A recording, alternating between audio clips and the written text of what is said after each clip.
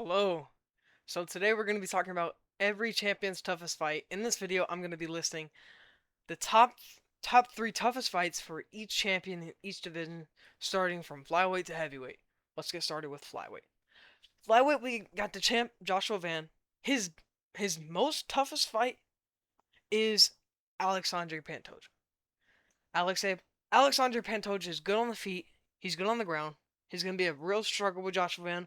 Right now, I believe that fight's 50-50 just because of the fact that we've seen that Joshua Van can grapple against Taisuo Taira. We've seen that he can strike against Taisuo Taira. We didn't get to see much in the first fight, but Pantoja is a brawler. He likes to get in your face, you know, like really just collide with you. And I think Joshua Van's going to stop the blitzes. I think he's going to pick him apart. And I believe that Joshua Van gets that win, but it's a very tough fight for Joshua Van. Like I said, it's 50-50. Next, we've got Manil Cap. Manil Cap is the hardest hitting 125er in the division. He's the best striker in the division. And his grappling, as we've seen against Horiguchi, it's not that bad. So I believe this is his second toughest fight, just off the fact that his striking alone. But once again, Joshua Van's one of the most technical boxers in the UFC right now. I think the boxing is going to be too much for Nail Cap. He's not very. I wouldn't say he's sloppy, but he doesn't throw like jabs, or he doesn't box. He has a lot of MMA striking, if you know what I mean. But yeah, that's why I believe Joshua Van, or that's one of Joshua Van's toughest fight. I think Joshua Van gets the win over that one. Next, we got Asu Umbalayev. Asu Umbalayev just got the win over Charles Johnson by that one submission. I don't really know what it's called. Soviet split or something. But Asu Umbalayev has really strong grappling and he can strike on the feet. I don't think this is definitely his least toughest fight out of all three of these, but it's still a tough fight. I think it's probably 70-30 in Joshua Van's favor. Joshua Van is just such a high level guy. I don't think Asu Umbalayev is that high level yet, but and with a couple more fights, he can most definitely get to that level. That's why I think it's right here as the third toughest. Next, we got the Bantamweight division where Piotr Jan is the champion right now. His first toughest fight, I believe, Merab. Merab has shown signs of good striking, like against Sean O'Malley, Corey Sandhagen, Umar. Outstruck all three of those guys. His wrestling is very high level. He has the most takedowns in UFC history, and his cardio is out of this world. I believe Merab beats Piotr Jan in the trilogy just off the fact that he's so relentless. He gets what he wants, which is that takedown. He'll maul you on the ground. He'll whoop you in the striking. But do I think Piotr Jan beats Merab on striking? It's 50-50, man. Piotr Jan is one of the probably the most technically sound fighters right now. Now, I wouldn't say the most. I would say he's top 3 for sure.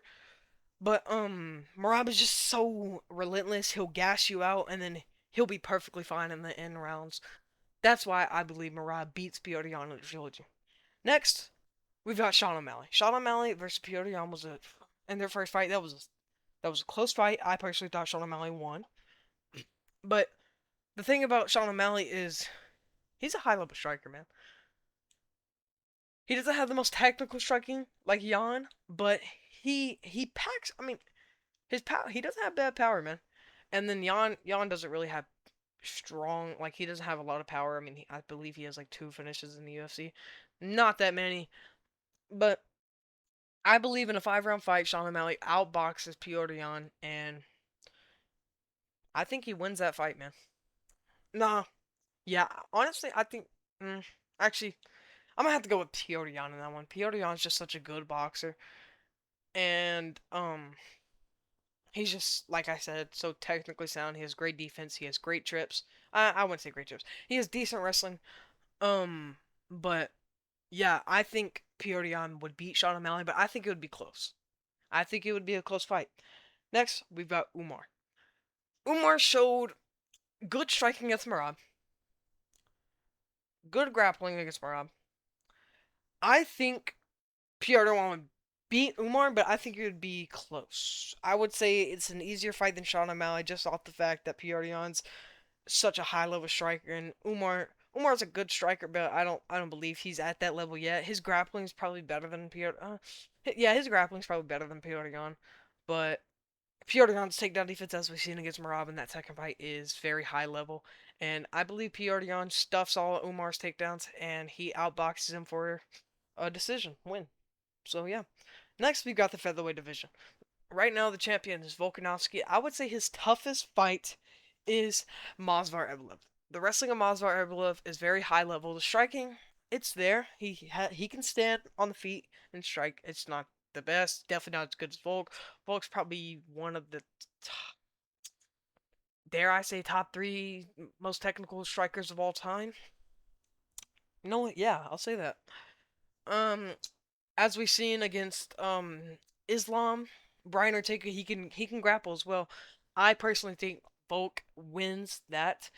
Mosvar could be able to take him down. Yes, I think Volk scrambles out, gets back up, beats him on the feet.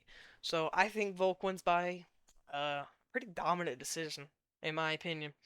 Next, we've got John Silva. John Silva has so much power in his hands. Sure, he's not the most technical striker in the world, and he can grapple too. I think it'd probably be the same case as Mosvar, except Volk might get caught and get rocked a little bit, but I think he'd be able to recover. The recovery of Volk is really insane. It's crazy how he can recover. But I think Volk would beat beat John Silva in the same way. I think John Silva would take him down. I think Volk would get back up. Volk would outbox him. Yeah. And then his third toughest fight is Aljamain Sterling. People underrate Aljamain Sterling. I mean, his grappling is so elite, and he can strike. I mean, as we've seen, he can grapple in the featherweight division against Movsar Evloev. Really close fight. Obviously, Movsar Evloev won that fight, but it was a very high level grappling fight. So, I mean, I think Volk would win this fight for sure. But I'm not gonna count out Aljamain Sterling. I mean, he's a great grappler. He's a good striker.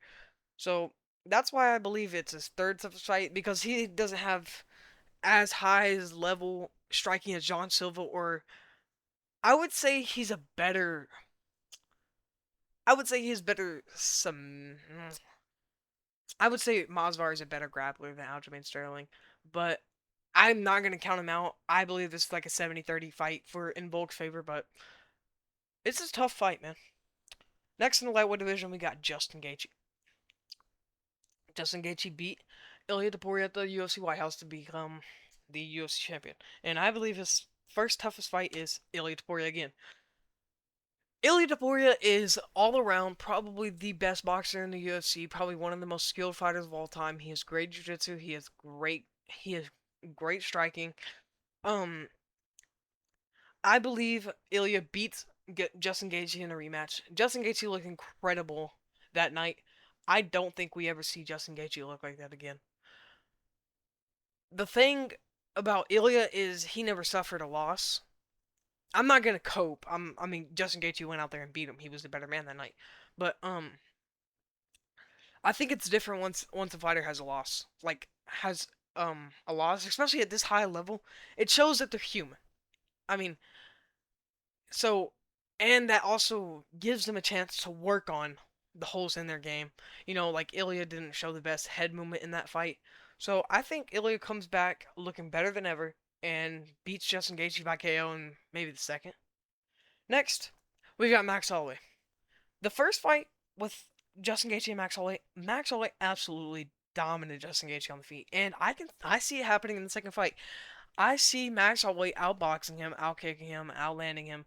I see him dominating him. I don't think it would be a 1 second knockout like we've seen at UFC 300. I believe that Max Holloway would take him to decision, and I think he'd win pretty dominantly, in my opinion. Max is the superior striker. His takedown defense is iffy, but his submission defense is good. So it's not like we're gonna see Justin Gaethje trying to take down Max Holloway or nothing. I just believe that Max Holloway outstrikes him and gets a decision victory. Next, we have Charles Oliveira. In their first fight, um, in their first fight, Charles Oliveira won by submission. Yeah, Charles Oliveira won by submission. I see that happening again. Justin Gaethje, I mean, he got put into an armbar against Ilia Topuria. Yeah, he didn't get submitted, but Ilia Topuria was gassed, barely see, rocked, concussed. Charles Oliveira has shown high, a good sign of offensive wrestling, like we've seen against Max Holloway. Max Holloway has good submission defense. Justin Gaethje got put into a rear naked choke in their first fight. I don't. Maybe I could see Charles Oliveira winning by the same submission or decision. I can see him winning anywhere. He can strike. It's just he needs to take it to the ground if he wants to win. That chin's a little suspect. I'm not gonna lie, but I would say Charles. I'm not hating on Justin Gaethje. I would just say Charles Oliveira beats Justin Gaethje. As I mean, he can strike. He can grapple. I mean, he probably has the most dangerous submissions in the UFC right now. And his offensive wrestling has improved since their first fight. So I believe Charles Oliveira could take him down and submit him. Next, we had the welterweight division. Islam Makhachev, very dominant fighter. His first toughest fight, I believe, is in Gary, which he's scheduled to fight at 3:30. In Gary's such a high level fighter. Like he can grapple as we've seen against Carlos Prates. Yeah, that's not the best grappling. I mean, Carlos Prates doesn't have the best grappling, but we've seen it. I mean, we've seen it. His IQ super high. He's one of the most technical strikers in the UFC too right now. I believe Islam gets the win. Pretty probably a boring probably a boring decision. But I'm not going to count out Ngary. I think it's a 60-40 fight. I think Ngary would beat Islam on the feet. He'd have to get the takedown. I could see Ngary defending the takedowns and just keep beating on the feet. So yeah, I mean, I still think Islam wins, but I'm not going to count out Ngary, man. He's a great fighter. Very high level. Very smart. He's a good fighter, man. Next, we have Carlos Pratos. Carlos Pratos has the best striking in the welterweight division. Yes, I know. I just said Gary's probably one of the most technical strikers in the UFC right now, and he did outstrike Carlos Pratos. But the thing about Carlos Pratos, he is really high level Muay Thai, and he has power in his hands. That's why I believe he's the best striker in the welterweight division. Now, I believe Islam takes him down. Kind of like the JDM fight, just makes it really boring. He might get a submission in there, I don't know. But, I mean, Carlos Prates would beat him on the feet, but I don't see it staying on the feet for that long. I think Islam dominates Carlos Prates. I don't think he loses to him. Next, we got Shavkat Rakhmonov. Yes, I know. Yes, I know he's not fighting right now. But the grappling of Shavkat is really high level, as we've seen against Ian Gary. The striking of Shavkat is very high level, as we've seen against Ian Gary. I think this is a 50-50 fight, bro. Shavkat, if he comes back healthy, looks good in his next fight, he gets the if Islam's still fighting, he gets the shot. That's a 50-50 fight. I don't really know who to pick. I think I'm just gonna stay safe and pick Islam, but in the back, like in the side of my mind, I'm still thinking Shavkat can win this fight. I mean, he beats him. He's a better striker than Islam on the feet, and he can grapple and he can wrestle. So yeah, I don't think he's gonna be afraid of the takedown like JDM was. So that's why I believe this is a 50-50 fight. But to stay safe, I'm gonna pick Islam because he's just so dominant. But yeah, that sums it up for the welterweight division. Next, we've got the middleweight division with Sean Strickland. Sean Strickland's first toughest fight is Dricus du Plessis. After Dricus du Plessis looked great. He looked like a whole different fighter in the first two rounds of him versus Kamaru Usman. After he started to get a little tired, he started to look sloppy again. But honestly, and if they fought for a third time, I think Strickland gets that win. I think Strickland showed such high level striking against Hamza, and he showed that He can be taken down and get right back up. He looked he made an unbeatable man look like he was human. So I take Sean Strickland to win that fight. I think he's the way superior striking, and we've shown that he's not afraid to go to the ground. He is good. I mean, there was no really submission shot, maybe one or two, but he didn't get submitted. He got taken down in the first. I don't think he got taken down in the second. I think he got taken down in the fourth. But yeah, I think Sean Strickland would beat Dricus du Plessis. Next, we got Hamzat Chimaev. I think Sean Strickland would beat Hamzat in a rematch. Dare I say it? He showed levels. He showed levels to this MMA. He showed that you can't have one star. You can't have one 5-star attribute. He showed that you have to be well-rounded to be the best in the division. Hamza has a 5-star attribute in his wrestling. His cardio is not very good. He has 2-round cardio. His striking is not very good. Yes, people might say, oh, but he went 5 rounds with Dricus. He was laying on top of Dricus the whole time, throwing pitter patter. Anyone could go 5 rounds with him. Um, I think Sean Strickland does the exact same thing as he did in the first fight. Picks him apart on the feet. Hamza doesn't get much on the takedown. He gets gas and he just beats him, man. His third toughest fight is Nasruddin Imavov. Yes, I already know they fought at light heavyweight, I believe, and Strickland beat him by dominant decision. But Imavov looks way better. He's beat really good guys. His boxing is elite, but I still think Strickland beats him. Nasruddin Imavov, I mean, it would be a stand-up fight. I think Sean Strickland picks him apart with that jab, picks him apart with the teep. I think he dominates him, maybe even to a late finish, man. Dare I say it? But yeah, that's what I think for the middleweight division. But yeah, next we've got light heavyweight, which is Carlos Ulberg. Carlos Ulberg is a good striker. Yeah, he's a good striker. Which his first toughest fight is Magomed Ankalaev. Magomed Ankalaev is the most well-rounded fighter in the light heavyweight division. He would beat Carlos Ulberg. It'd probably be a pretty dominant decision. I see it going like the first Alex Pereira fight, outstrikes him on the feet because Magomed Ankalaev is a good striker. People think he's a wrestler. No, he's a striker, man. So I think he would beat Carlos Ulberg on the feet, and then I think he would beat him on the ground. So yeah, that's my personal opinion. I think Magomed Ankalaev beats him. Carlos Ulberg, he has good striking, and he has good striking. And that's about it. Next, we've got Paulo Costa. Paulo Costa looked really good against I forgot his name. Wow, I forgot his name. Oh well. He looked really good in his light heavyweight debut. This is the move for Paulo Costa. He looks amazing. This is a 50-50 fight right here because they're both high-level strikers. I think Carlos Ulberg would probably beat Paulo Costa. Yeah, he would probably beat Paulo Costa. But it would be close. It'd probably be a split decision. But yeah, no. Yeah. Yeah, probably a split decision. But I'm not going to count out Paulo Costa. Paulo Costa is a really high-level striker, so I personally think Carlos Ulberg would beat him, though. Next, we've got Jan Blachowicz. Yes, they fought the first time. Yes, it was a boring. Yes, it could have went either way. Jan Blachowicz drawed with Guskov, and now he's fighting some guy. I forgot his name, but Jan Blachowicz. I mean, this is. I think Carlos Ulberg would win now, but the striking of Jan Blachowicz is really good. People underrated. His leg kicks aren't bad.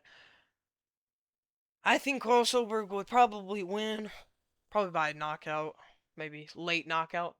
But yeah. But I think Carlos Ulberg, or what am I talking about? Yeah, Carlos Ulberg would beat Jan Blachowicz probably by knockout. But I think it'd be a high level striking fight. Same with the fight with Paulo Costa. Next, we've got Tom Aspinall in the heavyweight division.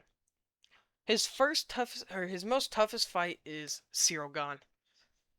Ciryl Gane looked great in their first fight. Yes, I know the eye poke happened, but Other than that, I mean, his striking looked really good. I think Cyril Gahn would beat Tom Aspinall. I don't think Tom Aspinall would be able to get nothing on the ground. I don't think he'll be able to take him down.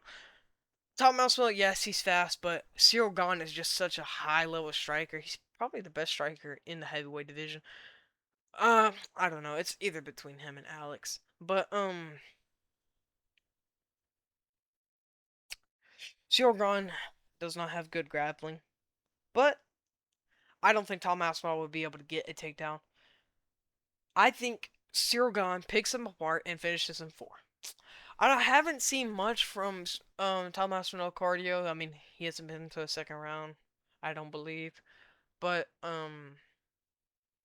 Cyril Gahn would beat Tom Aspinall there. I mean, and I think he would defend the belt too. Cyril Gahn is a great fighter. He's the best striker in the heavyweight division. So yeah, his next toughest fight would be Alex Pereira. I know Alex Pereira just got knocked out at UFC Freedom 250. Oh. But I think Tom Aspinall would blitz in. And I think Alex Pereira would hit him with a nasty left hook and hold him. I think Alex Pereira is too good of a boxer for Aspinall to blitz in.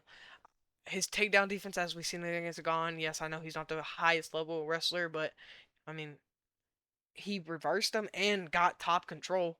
So, and those leg kicks would eat Tom alive. So I think he would get like a third round knockout.